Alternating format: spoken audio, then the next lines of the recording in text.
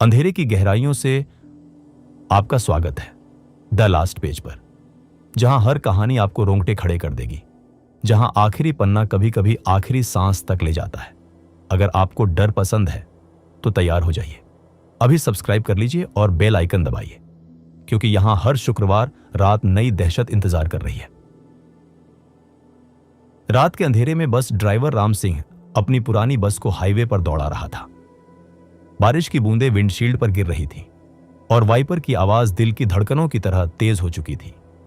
शहर से गांव की ओर जाने वाली यह आखिरी बस थी, जिसमें सिर्फ कुछ मुट्ठी भर यात्री थे, लेकिन हर यात्री का चेहरा अजीब सा था, जैसे वे किसी पुरानी तस्वीर से निकलकर आए हों।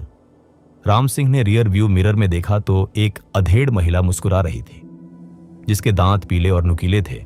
उसने सोचा शायद थकान है, लेकिन जब बस एक पुराने पुल के पास पहुंची, जहां सालों पहले एक बड़ा एक्सीडेंट हुआ था, तो अचानक इंजन की आवाज रुक गई, जैसे कोई अदृश्य हाथ ने उसे दबोच लिया हो।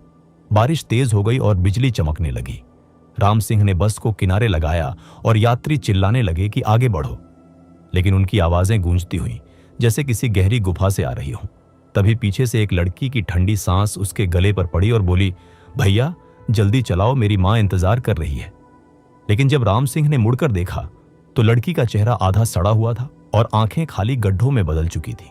उसने चीख मारकर बस स्टार्ट की और तेज गति से भागने लगा, लेकिन सड़क पर अचानक सफेद कपड़ों में एक औरत खड़ी हो गई, जिसे बचाने के लिए उसने ब्रेक मारा, पर बस गुजर गई और औरत का शरीर बस के नीचे कुचलने की बजाय हवा में उड़ता हुआ विंडशील्ड से टकराया और गायब हो गया। अब यात्री एक एक करके गायब होने लगे। उनकी सीटें खाली हो रही थीं, लेकिन उनकी आवाजें अभी भी बस में गूंज रही थी। ड्राइवर साहब, हम तो मर चुके हैं, तुम भी जल्दी आ जाओ। राम सिंह का पसीना बह रहा था, हाथ कांप रहे थे और वह लगातार हॉर्न बजा रहा था, जैसे इससे भूत भाग जाएंगे।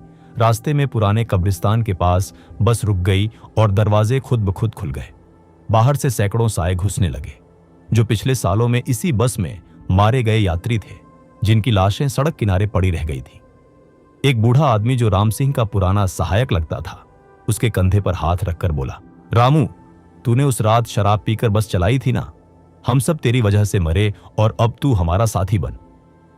राम सिंह चीखा और गियर लगाकर भागा, लेकिन सड़क अब अनंत लूप में बदल चुकी थी। वही पुल बार बार आ रहा था, वही औरतें और बच्चे सड़क पार कर रहे थे, जिन्हें वह हर बार कुचलता महसूस कर रहा था, पर उनकी चीखें बस में गूंजती रहती। उसके पास बैठा एक छोटा लड़का, जिसके सिर पर खून बह रहा था, हंसते हुए बोला, अंकल, आज रात तुम हमारी बस ड्राइवर बनोगे, हमेशा के लिए। राम सिंह ने आईने में खुद को देखा तो उसका चेहरा पीला पड़ चुका था, आंखें लाल और होंठ नीले, जैसे वह भी मर चुका हो। बस अब खुद चल रही थी, बिना उसके हाथों के इंजन की गड़गड़ाहट मौत की सांस बन गई थी।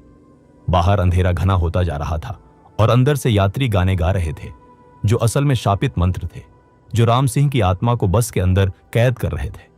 वह भागना चाहता था, लेकिन पैर फर्श से चिपक गए थे, जैसे जड़ हो गए हों।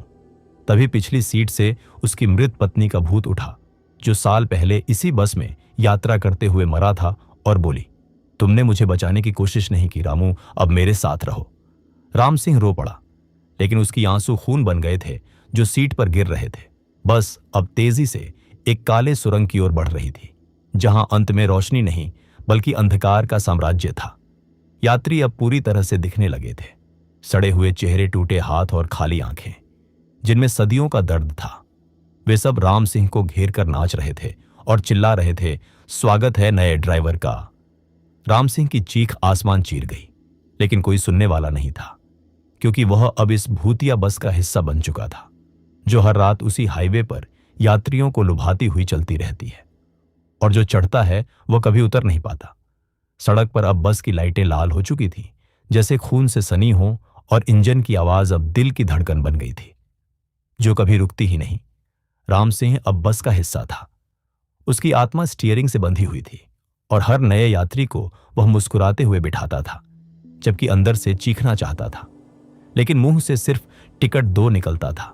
रातें बीतती गईं, साल बीत गए, लेकिन बस चलती रही, उसी लूप में जहां हर मोड़ पर मौत इंतजार करती थी और हर यात्री नया शिकार बनता था। राम सिंह अब समझ चुका था कि वह कभी घर नहीं पहुंचेगा, क्योंकि उसका घर अब ये बस बन चुकी थी जिसमें सैकड़ों आत्माएं कैद थीं जो कभी आजाद नहीं होंगी। बारिश कभी रुकती ही नहीं, बिजली चमकती रहती है और यात्री चढ़ते रहते हैं। अनजान की यह उनकी आखिरी यात्रा है। राम सिंह की आंखें अब हमेशा आईने में टिकी रहती हैं, जहां वह अपने पुराने रूप को देखता है, लेकिन अब वह सिर्फ एक छाया है जो बस चलाती है। अनंत काल तक इस भयानक रात में अगर तुम कभी उस बस को देखो तो मत चढ़ना, क्योंकि ड्राइवर राम सिंह मुस्कुराते हुए स्वागत करेगा, लेकिन उसकी मुस्कान मौत की दस्तक है और बस का सफर कभी खत्म नहीं होता, सिर्फ चीखें गूंजती रहती हैं। हाईवे के सुनसान कोनों में जहां अंधेरा जीवित हो जाता है और समय रुक जाता है, राम सिंह अब अकेला नहीं है, लेकिन उसकी अकेलापन सदियों से भी गहरा है, क्योंकि वह खुद अपनी मौत का ड्राइवर बन चुका है और हर रात नए शिकार लाता है ताकि उसकी सजा कभी खत्म ना हो। बस की हेडलाइट्स अब दूर से दिखती हैं, जैसे दो लाल आंखें जो भूखी हों और इंतजार कर रही हों अगले यात्री का जो कभी घर नहीं पहुंचेगा। इस कहानी का अंत नहीं है, क्योंकि यह लूप हमेशा चलता रहेगा और राम सिंह चला रहेगा बस को अनंत अंधेरे में, जहां हर मोड़ पर नई तबाही इंतजार करती है और हर यात्री नई कहानी बन जाता है, भय की, जो कभी खत्म नहीं होती।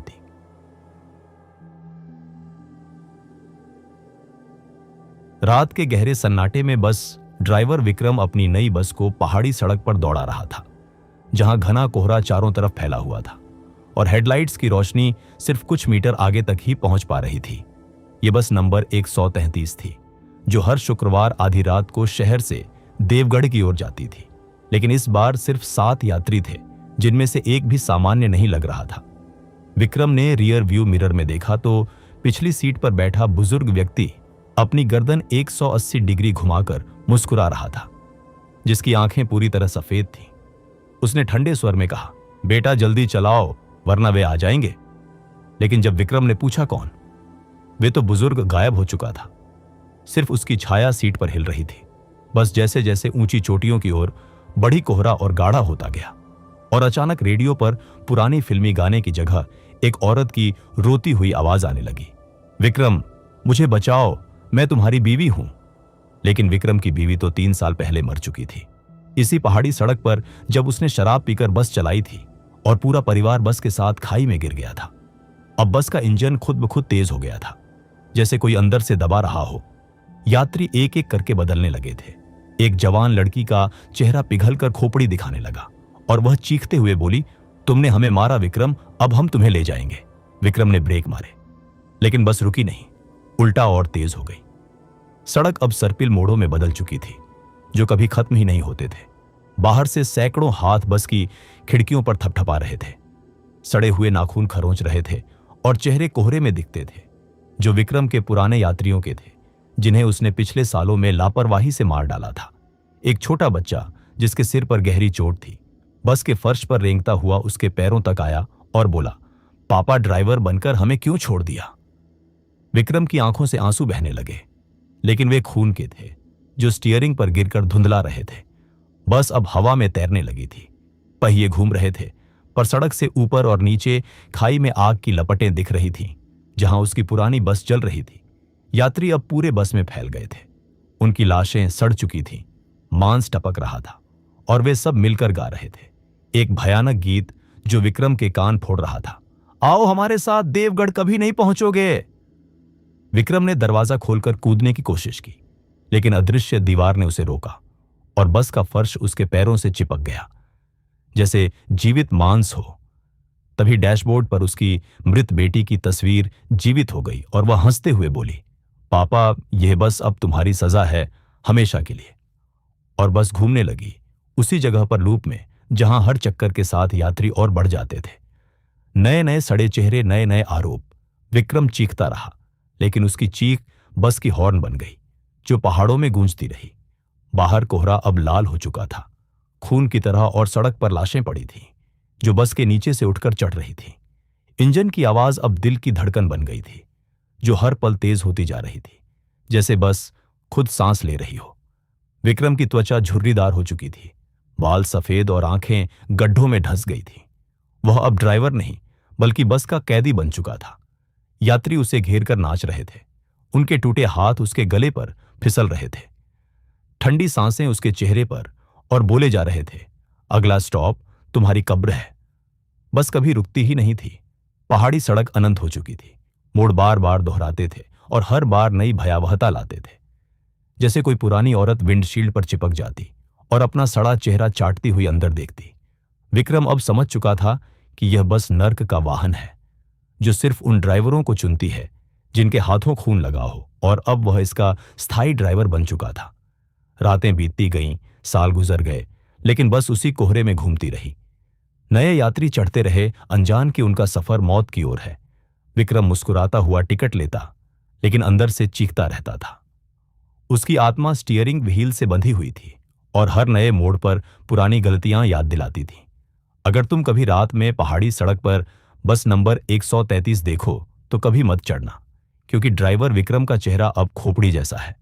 उसकी आंखें खाली हैं, पर मुस्कान अभी भी है, जो कहती है, स्वागत है नए शिकार का।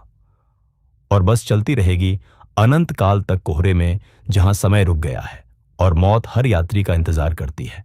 चीखें हवा में घुली रहती हैं, पहियों की आवाज के साथ, और विक्रम ड्राइव करता रहता है अपनी सजा को लेकर, जो कभी खत्म नहीं होगी, क्योंकि ये बस अब उसकी दुनिया है, उसका नर्क है, और उसका अनंत सफर